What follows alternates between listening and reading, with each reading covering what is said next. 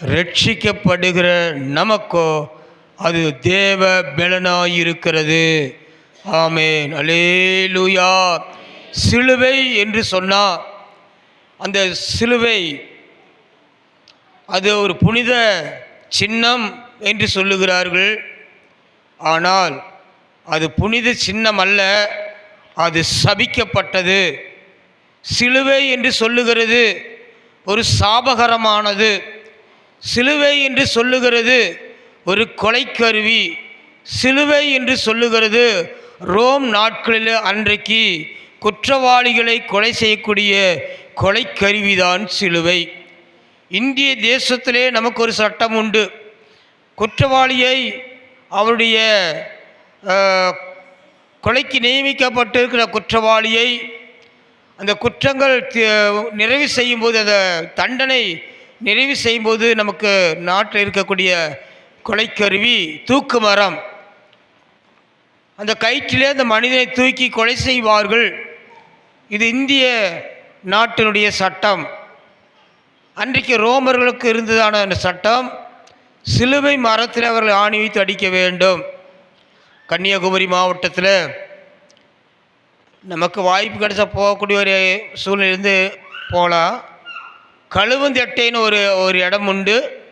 அந்த கழுவந்தெட்டை என்று சொல்லுகிறது மார்த்தாண்டத்துக்கு மேற்கால் இருக்கக்கூடிய ஒரு பகுதி. அன்றைய நாட்டு அரசர்களுடைய காலத்தில் குற்றவாளியை கொலை செய்ய வேண்டுமானால் ஒரு இரும்பு தகடுனாலே ஒரு மனிதனுடைய உருவத்தை அதை செய்திருப்பார்கள்.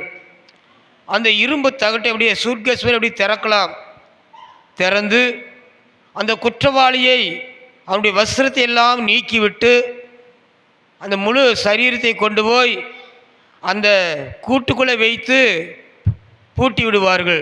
லாக் பண்ணிடுவாங்க. வெளியில் ஓட்டையாக இருக்கும். அந்த சின்ன சின்ன தகடுதான், ஜல்லடை. அந்த மனிதனை கொண்டு போய் அந்த கழுவந்தெட்டையில் பெரிய மரத்தில் ஒரு மரமணி செய்து வச்சுருப்பார்கள். அந்த மரத்தில் அவனை தொங்க விட்டுருவாங்க. உயிரோட தொங்க விட்ட பின்பு அது மேடான ஒரு பகுதி. அந்த மேடான பகுதியில் இந்த கழுகுகள் வட்டமடித்து கொண்டே இருக்கும். அந்த முழு மனிதனுடைய சரீரம் உயிருள்ள சரீரம் அந்த கூண்டுக்குள்ளே தொங்கி கொண்டு இருக்கு. அவன் மரண பயத்தோடு ஓலமிட்டு கொண்டு இருப்பான். அப்பொழுது அந்த கழுகுகள் எல்லாம் பறந்து வந்து அவனுடைய சரீரத்தின் மேல் உட்கார்ந்து அந்த சந்து வழியாக அவன் உயிரோடு இருக்கவே கொத்தி கொத்தி கொத்தி அவனுடைய சதைகள் பிடுங்கி தின்னும்.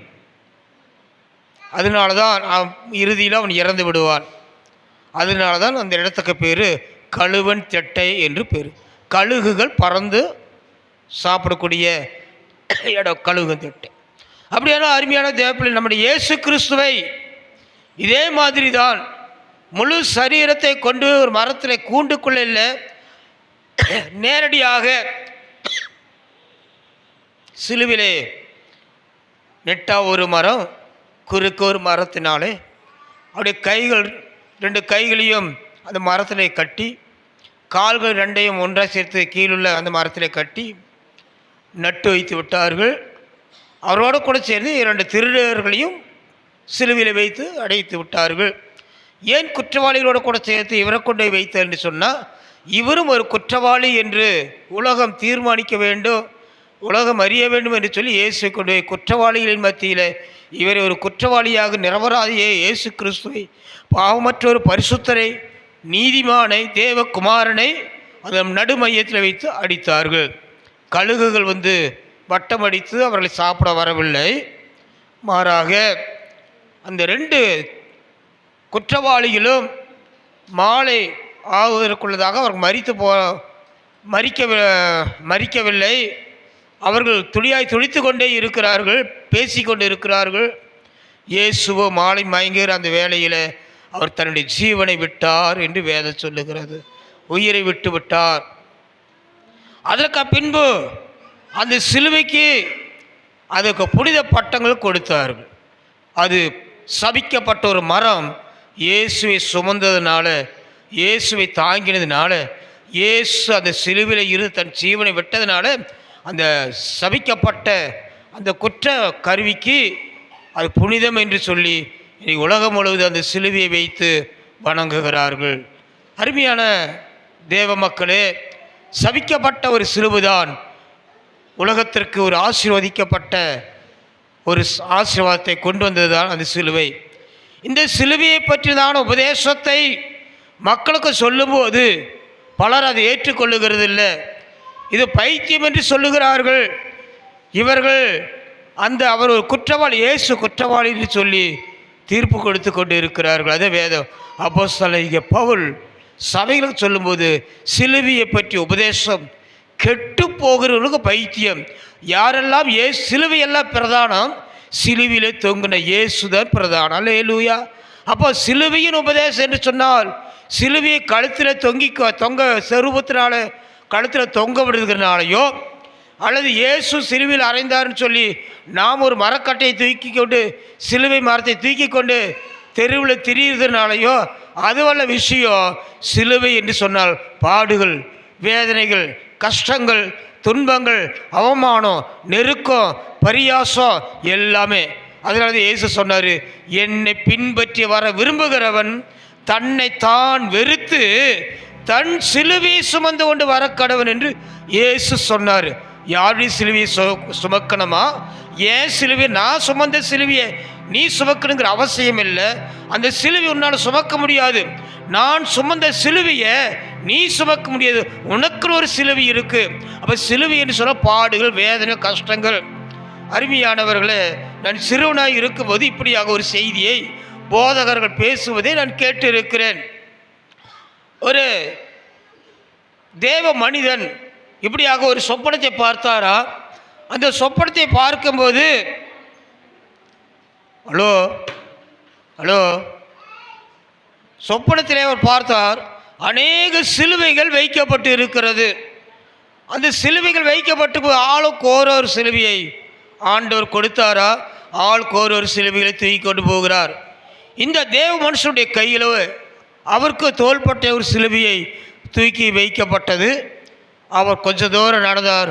அவரால் நடக்க முடியாதுனால சொன்ன, ஆண்டவரே இந்த சிலுவை என்னால் தூக்க முடியாது. அதுவும் அவர் தூக்கிட்டு போகிறாரு, அவர் லகுவாக தூக்கிட்டு போகிறாரு, அந்த மாதிரி எனக்கு சிலுவை எனக்கு கொடுங்க என்று சொல்லி அவர் கேட்டாரா.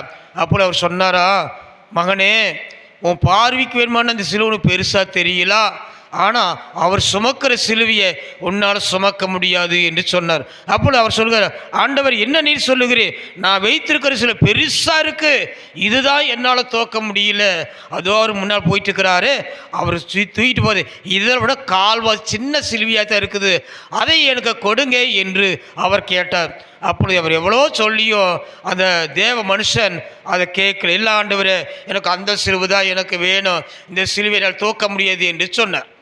சரி என்று சொல்லி வா என்று சொல்லி அந்த மனிதன் தூக்குகிற சிலுவையை தூக்கி, அந்த மனிதன் சுமந்த சிலுவையை தூக்கி இவருடைய தோள்பட்டையில் வைத்தார்.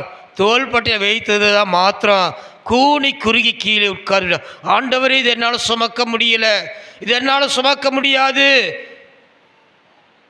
இல்லை எனக்கு வேண்டாம், நேரமே நீங்கள் கொடுத்தீங்க, எனக்கு அந்த சிலுவை போதும் என்று சொன்னாரா.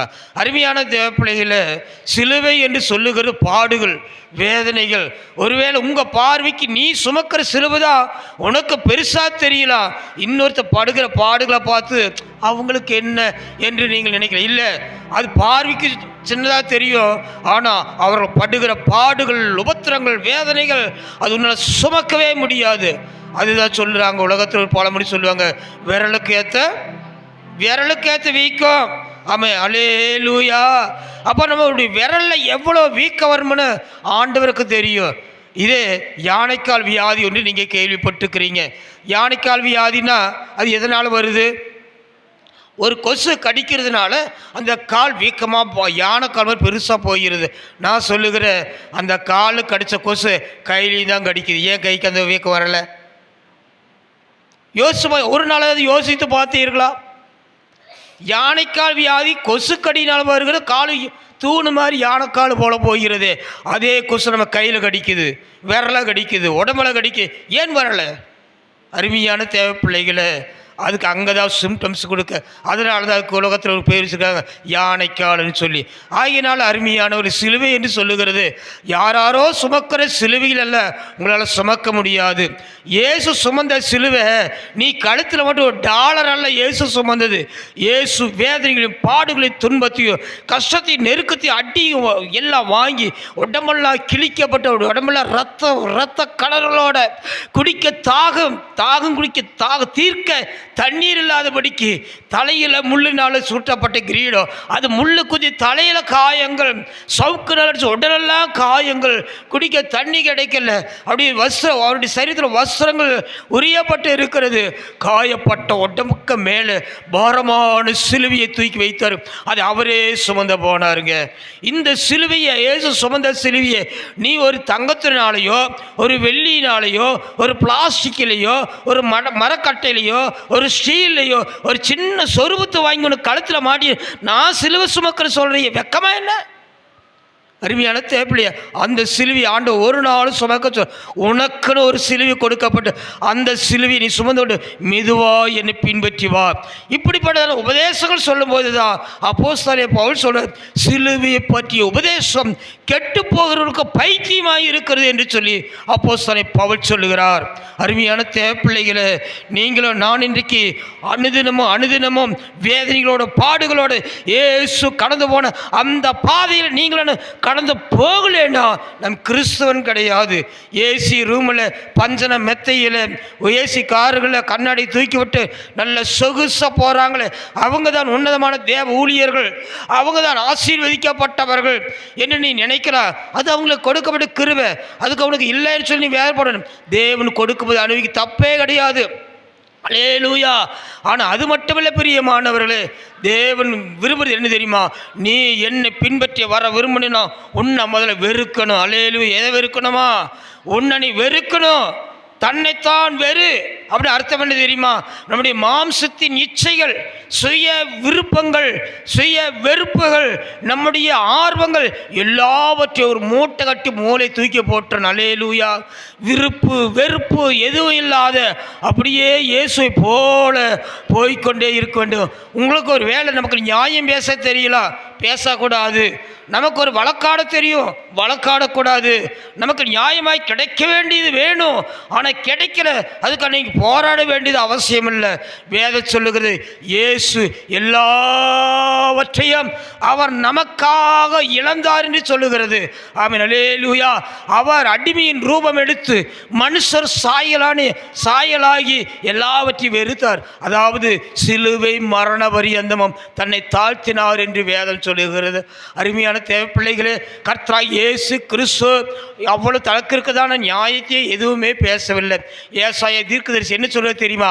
அவர் அடிக்கப்பட்ட ஆட்டுக்குட்டியை போல மயிர் கத்திரிக்கிறனுக்கு முன்பாக சத்தமிடாதிருக்கிற ஒரு ஆட்டை போல இருந்தார். அல்லேலூயா. ஏன் தெரியுமா? மயிர் கத்திரிக்கிறவனுக்கு முன்பாக இருக்கிற ஒரு ஆடு என்று ஆண்டவர் ஏன் அந்த வசனத்தை சொன்னார் தெரியுமா? அருமையானவர்களே, இன்றைக்கு ஒரு குளிர் காலத்தில் நமக்கு ஒரு போர்வை இல்லாமல் நம்மளை படுக்க முடியல. ஆமென். அல்லேலூயா. மார்ச், நவம்பர், டிசம்பர், ஜனவரி ஆகிய இந்த 3 மாதங்களில் பார்த்தீங்கன்னா போர்வை இல்லாமல் நம்மளால் படுக்க முடியாது. அப்போ போர் கட்டாயம் வேணும், இந்த குளிரில் தாங்கின போர் வேணும். அதுபோல தான் ஆடுகள், இந்த குறும்பை ஆடுகளுக்கு அது முழு சரீரம் முழுது முடியை கொடுத்துருக்கு, போர் போல முடியை கொடுத்துருக்க. எதுக்கு தெரியும் முடி கொடுத்துருக்க ஆண்டவர் ஆட்டுக்கு? அந்த ஆடு இந்த குளிர்காலத்தில் தாங்காது, ரொம்ப வீக்கான ஆடு. அலேலு ஆடு ரொம்ப வீக், பலவீனமாக இருக்கும் அந்த ஆடுகள். அந்த குளிரிலிருந்து அதை தாங்கி கொள்ளுவதற்காக அதுக்கு ஒரு ரோமத்தை கர்த்தர் கொடுத்திருக்கிறார். அல்லேலூயா. அப்போது அதுக்கு கொடுக்கப்பட்டு இருக்கிறதான பிளஸ்ஸிங், அதுக்கு கொடுக்கப்பட்டிருக்கிற பாதுகாப்பு தான் அந்த முடி. அப்போ அந்த ஆட்டினுடைய முடியை இந்த மெய்ப்பல் என்ன பண்ணுறாங்க? அதை குளிர்காலத்தில் அதை விட்டுறாங்க. அப்புறம் வெயில் காலம் வரும்போது என்ன பண்ணிடுறாங்கன்னா உடனே அந்த முடியெல்லாம் அப்படியே கட் பண்ணி எடுக்கிறாங்க. அப்போ அந்த ஆடு நினைக்கும், ஐயோ ஏன் முடியெல்லாம் வெட்டி எடுத்து இவங்க யூஸ் பண்ணுறாங்க, கம்பளி செஞ்சுக்கிறாங்க. அல்லேலூயா. எஸ்டேட்டில் உள்ளவங்களுக்கு அதிகமாக அந்த கம்பளியை பற்றி நல்லா தெரியும். கம்பளி ஆட்டு ரோமத்திலிருந்து கம்பளி செய்து நம்ம குளிர தப்பிச்சுக்கிறோம். அல்லேலூயா. அப்போ ஆடு பாருங்க, தனக்கு மேலே கொடுக்கப்பட்ட பாதுகாப்பான அந்த முடியை தன்னுடைய எஜமானன் வெட்டுவதற்கு சத்தம் போட அமைதி அப்படியே நிற்குது.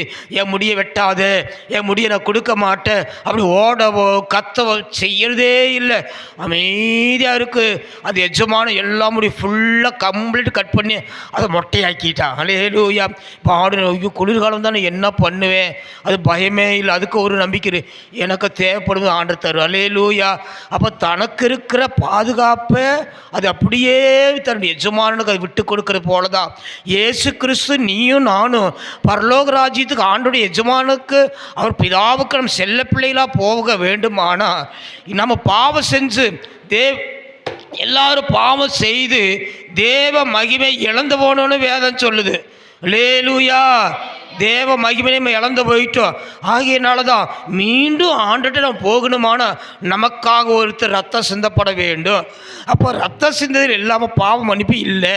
ஆகியனால கழுத்தை வெட்டுறதுனாலையோ சோத்திரம் அவர் ஈட்டினால் குத்தி இருந்ததுனாலையோ திரிசூலத்தினால் குத்தி அவளை கொலை செய்கிறதுனால அல்ல, அவர் சிலுவையில் சாக வேண்டும் என்கிற ஒரு சட்டம் இருந்தது. அல்லேலூயா.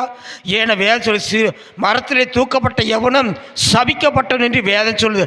அப்படியான இயேசு நமக்காக சாபமாகவும் நமக்காக ரத்தம் சிந்த வேண்டுமானா அந்த நாட்களில் ஒரு சிலுவை மரணம் வர வேண்டும் என்று சொல்லி அநேக ஆண்டு காலமாக பரலோகத்தின் காத்து கொண்டு காலகாலமாக எத்தனை 1000 ஆண்டு காலமாக சிலுவையில் எந்த ஒரு அரசாங்கம் மரத்தினால ஒரு மரண தண்டனை கொண்டு வரும் என்று கர்த்தர் நீண்ட காலமாக எதிர்பார்த்து கொண்டே இருந்தார். இப்போ ஏதேன் காலத்தில் இருந்து அநேக காலங்களாகி அன்றைய நாட்களில்தான சாம்ராஜ்யம் பெரிய பெரிய சாம்ராஜ்யங்கள் பாபிலோனிய சாம்ராஜ்யம் உண்டானது. அதுக்கு பின்னால் வல்லரசு நாடுகள் ஈஜிப்ட், எகிப்து, எத்தியோப்பியா போன்றெல்லாம் வந்தாங்க.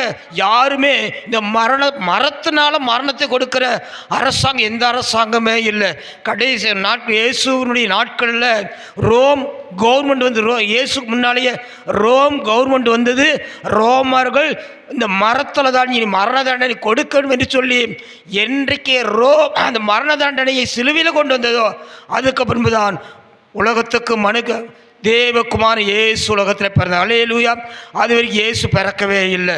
ரோம் கவர்மெண்ட் வந்தது, மரத்தை கொண்டு வந்து சோத்திர தண்டனையாகிய கொலைக்கறி மரத்தை கொண்டு வந்தார்கள். அவர் பின்பு இயேசு அவர் பிறந்தார், வாழ்ந்தார், ஊழியர்கள் செய்தார். அந்த மரத்திலே நமக்காக அவர் சிலுவையில் அவர் ஜீவனை கொடுத்தார். அல்லேலூயா. அல்லேலூயா.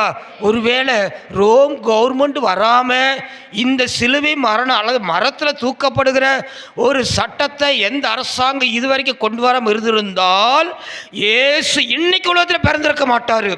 இன்னும் இயேசு பிறந்திருக்க மாட்டார். ஏன் தெரியுமா? என்னைக்கு உலகத்தில் மரத்தில் ஒரு தண்டனை ஒரு அரசாங்கம் கொண்டு வருகிறதோ அப்பத்தான் உலக ரட்சகர் பிறக்க வேண்டும். ஏன்னு கேட்டால் உலகத்துக்கு சாபத்தை கொண்டு வந்த மரம் எந்த மரம்? நன்மை தீமை அறியத்தக்க விருட்சத்தின் கனியை என்றைக்கு ஆதாம் ஏவாள் சாப்பிட்டு சபிக்கப்பட்டார்களோ சாபமானார்களோ அந்த சாபத்தை நீக்கும்படிக்கு அதே மரத்திலேயே சாபத்தை நீக்கும்படிக்கு ஒரு மர தண்டனை கொண்டு வர வேண்டும் என்று சொல்லி தேவன் எதிர்பார்த்தார். அல்லேலூயா. அல்லேலூயா. அப்பொழுது ரோம் கவர்மெண்ட் மரண தண்டனை மரத்திலே கொண்டு வந்தது. இயேசு உலகத்திலே பிறந்தார். அந்த மரணத்தை இயேசு சந்தோஷமாய் ஏற்றுக்கொண்டார். இன்றைக்கு இயேசு உலகத்துக்கெல்லாம் ஒரு பாவ மன்னிப்பை சிலுவிலே கொண்டு வந்தாரே, அதுபோல் இன்றைக்கு உலகத்திற்கு தானே எல்லா மக்களும் மீட்கப்பட வேண்டுமானால் நீயும் நான் அந்த சிலுவையை சுமந்தே ஆக வேண்டும். ஆமென். அல்லேலூயா.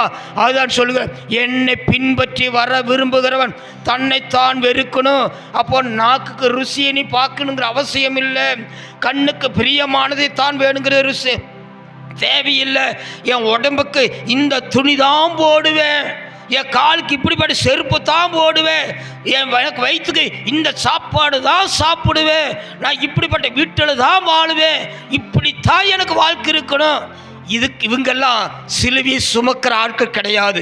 இவங்கெல்லாம் இயேசுவுக்கு சீசனாக மாற முடியாது. அப்போ இயேசுவுக்கு சீசனை மாற வேண்டுமானால் தன்னைத்தான் வெறுத்து தேவ சமூகத்தில் கர்த்தர் எப்பாதையில் கொண்டு போகிறாரோ அப்பாதையில் யார் போவதற்கு ஆயத்தமாக இருக்கிறார்கள் அவர்களே இயேசுவின் சீடர்கள். ஆமென். ஹல்லேலூயா. இயேசு காட்டுகிற பாதையில் போகிறவர் அவர்கள் தான் சீசர்கள். இந்த சிலுவையை பற்றி உபதேசம் கெட்டு போர் பைத்தியமாயிருக்கும். ஹல்லேலூயா. அருமையானவர்களே, அப்போ இந்த சிலுவையை நீ சுமக்க எத்தனை பேர் ஆயத்தமாக இருக்கிறீங்க? உங்களுக்கு கொடுக்கப்பட்டிருக்கிறது. நீங்கள் உண்மையால கிறிஸ்துவராக இருந்தால், ஆண்டுடைய பிள்ளைகளாக இருந்து நல்ல உற்சாகமாக கையில் தூக்கி, ஆண்டு எனக்கு கொடுத்த சிலுவையை நான் தூக்க நான் ஆயத்தமாக இருக்கிறேன். எத்தனை? ஹல்லேலூயா, ஹல்லேலூயா. பாடுபடாமல் கஷ்டப்படாமல் நல்ல ஜபம் பண்ணுறேன், இத்தனை மணி நேரம் ஜபம் பண்ணுறேன், இத்தனை நாள் நான் பாஸ்டிங் ப்ரேயர் எடுக்கிறேன், நான் இப்படியெல்லாம் இருக்கிறேன். நீ பெருமை பேசுறதுனால ஊழியக்காரன் மாற முடியாது. நான் இவ்வளவு ஆதியாவது வெளிப்படுத்துகிற விசேஷம் தலைகீழாக எடுக்கால பிரசங்கம் பண்ண தெரியும் முடியாது. ஹல்லேலூயா. நான் கை வச்சா பிசாசோடு, நான் பற்பல பாஷையில பேசுகிறேன், நான் செத்தவன் உயிரோடு எழுப்புறேன், ஒன்றுக்கு கதைக்கு ஆகாது. ஹல்லேலூயா.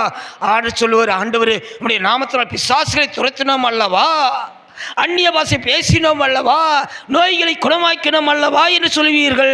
நான் சொல்லுவேன், அக்கிரம செய்கைக்காரை என்னை விட்டு நீங்கள் அகன்று போங்கள் என்று கர்த்தர் சொல்லுவாராம். அந்த நாட்களில் நீ சிலுவை சுமக்காதபடிக்கு எவ்வளவு பெரிய ஊழியத்தை செய்தாலும், நீ எவ்வளவு பெரிய மேன்மையான ஒரு காரியத்தை செய்கிறேன் என்று நீ சாதித்தாலும், நீ இந்த சிலுவை என்கிறதான அந்த காரியம், அதனால் கழுத்தில் சிலுவை போட்டு எடுத்துட்டு தெரியாத, நீ சிலுவை தூக்கிட்டு ரோட நீ தெரியாத, குருத்தோலையில் சிலுவை செஞ்சுட்டு ஊரை வீதி வீதியாக போதனால் நீ கிறிஸ்துவ பேரு நீ எடுக்காத.